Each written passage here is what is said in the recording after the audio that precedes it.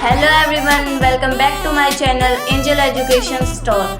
Today I am here with another most fantastic poem explanation. So without wasting our time, let us start. Today we will read the Bal poem of our class 10th book First Flight. The poet of this poem is John Berryman. So let us start this poem. A boy loses a ball, he is very upset. एक लड़का है, वो अपनी गेंद को खो देता है, इसलिए अब वह बहुत उदास है. A ball does not cost much, nor is it difficult to buy another ball. अब कवि कह रहे हैं कि जो एक बॉल है ना, उसकी कीमत ज़्यादा नहीं होती और किसी दूसरी बॉल को खरीदना कोई मुश्किल काम भी नहीं है. Why then is the boy so upset? तो फिर भी वह लड़का इतना उदास क्यों है? Read the poem to see what the poet thinks has been lost and what the boy has to learn from the experience of losing something. इस पोएम को पढ़ो यह जानने के लिए कि कवि क्या सोचता है उसकी गेंद खो जाने पर और गेंद खोने से उस लड़के को कौन सा नया अनुभव मिलता है. तो चलिए पढ़ते हैं. What is the boy now who has lost his ball? कवि कह रहे हैं अब वह लड़का कैसा है जिसने अपनी गेंद खो दी. What is he to do? फिर कवि कहते हैं कि अब वह लड़का क्या करेगा जिसने अपनी गेंद खो दी. I saw it go merrily bouncing down the street and then merrily over. There it is in the water. यहाँ पर पोइट ने इट का प्रयोग गेंद के लिए किया है. अब पोइट गेंद के बारे में बात कर रहा है और यहाँ पे मैरिलिंग का मीनिंग हैप्पीली है, मतलब खुशी खुशी. अब कवि कहते हैं कि मैंने देखा है कि कैसे वह गेंद उछलती हुई नीचे की ओर खुशी खुशी चली गई, पानी के अंदर चली गई. नो यूज टू से oh there are other balls. कवि कहते हैं कि ये कहने का भी कोई फ़ायदा नहीं है कि इतने उदास होने की कोई ज़रूरत नहीं है, और भी गेंदें हैं. An ultimate shaking grief fixes the boy as he stands rigid, trembling, staring down all his young days into harbor where his ball went.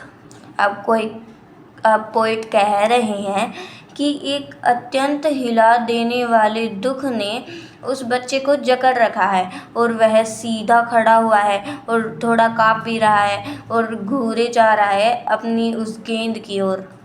Shaking grief का मतलब होता है sadness which greatly affects the boy. और harbour एक ऐसी जगह है जहाँ खराब मौसम से शिप्स को बचाने के लिए शिप्स को बांध दिया जाता है. अब पोइट कह रहे हैं उसने जितने भी दिन बिताए थे उस गेंद के साथ और जितनी उसकी यादें जुड़ी हुई थी उस गेंद के साथ, वो सब चली गई जहाँ वो बॉल चली गई हार्बर में. हार्बर जो जगह थी जो मैंने बताया था, वहाँ पे वो गेंद जाकर डूब गई. I would not intrude on him. अब पोइट कह रहे हैं कि मुझे उसके मामले में दखल अंदाजी नहीं देनी चाहिए. A dime another ball is worthless. Dime US की करेंसी है और वर्थलेस का मतलब होता है हैव नो यूज़. अब पोइट कह रहे हैं कि अगर मैं उस लड़के को पैसे भी दूंगा ना नई बॉल खरीदने के लिए या फिर नई दूसरी बॉल खरीद के दे दूंगा, तो उनकी कोई वैल्यू नहीं है उसकी गेंद के सामने, क्योंकि उसकी गेंद के साथ तो उसकी यादें जुड़ी हुई थी ना, जिसे वह खोना नहीं चाहता था. Now he senses first responsibility. अब पोइट कह रहे हैं कि इस समय पर वह अपनी पहली जिम्मेदारी का अनुभव करता है. In a world of possessions, people will take balls. Balls will be lost always, little boy, and no one buys a ball back. Money is external. यहाँ पे पोजेसन है द स्टेट ऑफ हैविंग और ओवनिंग something, मतलब किसी चीज़ पर अपना अधिकार दिखाना.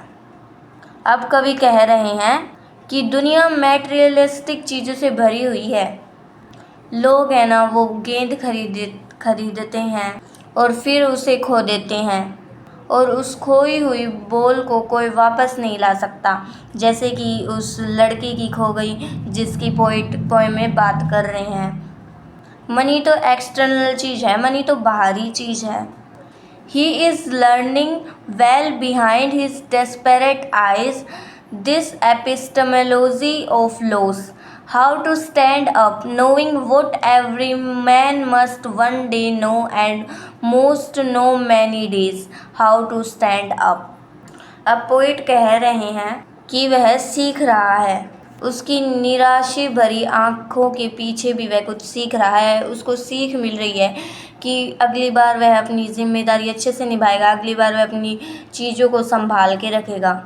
वह किसी चीज़ के खो जाने के बारे में अनुभव कर रहा है या फिर ज्ञान ले रहा है कि अगर कोई चीज़ खो जाती है तो ऐसी स्थिति पर कैसे खड़े रहना है। हर एक इंसान को यह सीख मिलती है और कुछों को थोड़े दिनों में मिल जाती है और कुछों को कई समय लग जाता है कि कैसे चीज़ खोने पर खड़ा रहना चाहिए, ऐसी स्थिति में भी खड़ा रहना चाहिए, डगमगाना नहीं चाहिए। यहाँ पर डिस्पैरेट का मतलब है होपलेस।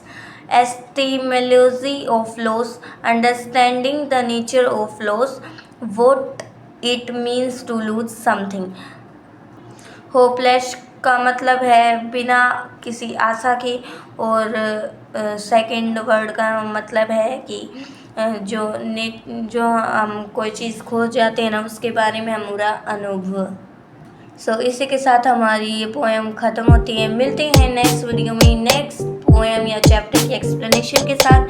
तब तक के लिए take care and bye bye. Before this, like, share and comment on this video. Don't forget to subscribe my channel Angel Education Store.